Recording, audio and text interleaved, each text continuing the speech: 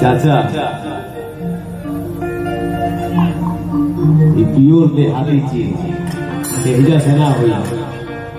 जब तक हेजा से काम ना हुई तब तक ओ हो मुंह से ना निकली।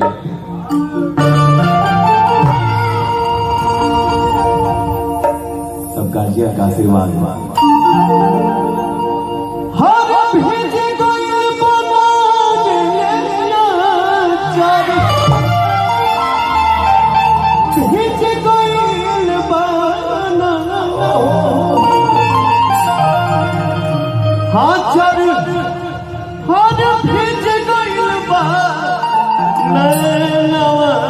के नीर से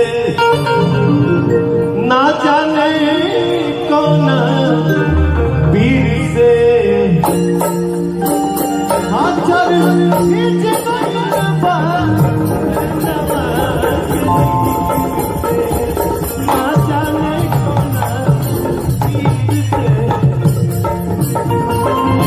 हमारे भाई लोग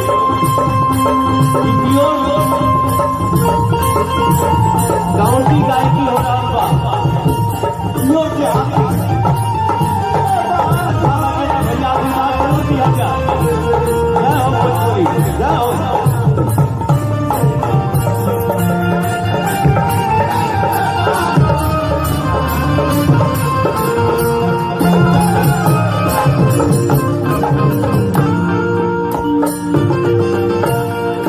तीनों जना के भाव सुनाई।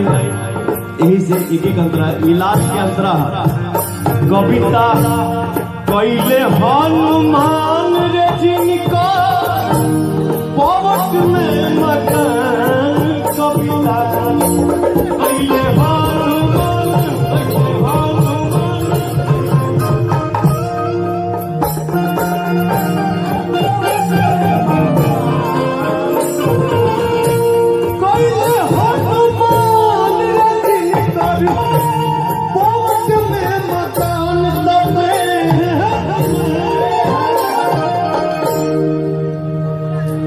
लास्ट में जब कहले देखिए कवि का भाव देखिए, प्रेम में हर फसल पड़ी मुरलीधर हीर से।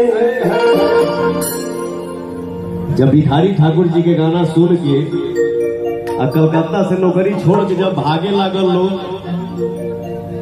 तब भिखारी ठाकुर जी के बुलावल गई। हमारे चाचा बताओ था, जज साहब पूछले कि कहो आप ऐसा गाना क्यों लिख रहे हैं, लोग नौकरी छोड़ के भागा था।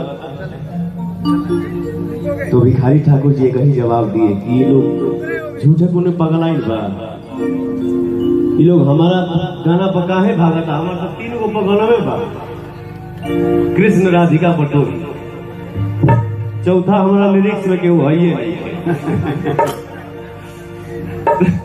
अब एक दवाई कहाँ से हम ले लोग अपने के फोटो ही समझ के भागत रहे लोग। चाचा पहले हर गाना के लास्ट में चौगुन बाजता है, जब आज के डेट में 100 में 99 वो लोग भुलाइए गई। हर गाना के तो पहले चौगुन बजत रहे। सुनी जा हमारे भाई लोग बजावे लगे। हर प्रेम में फसल बड़ी मुरलीधर हीर से ना जाने कौन पीर से।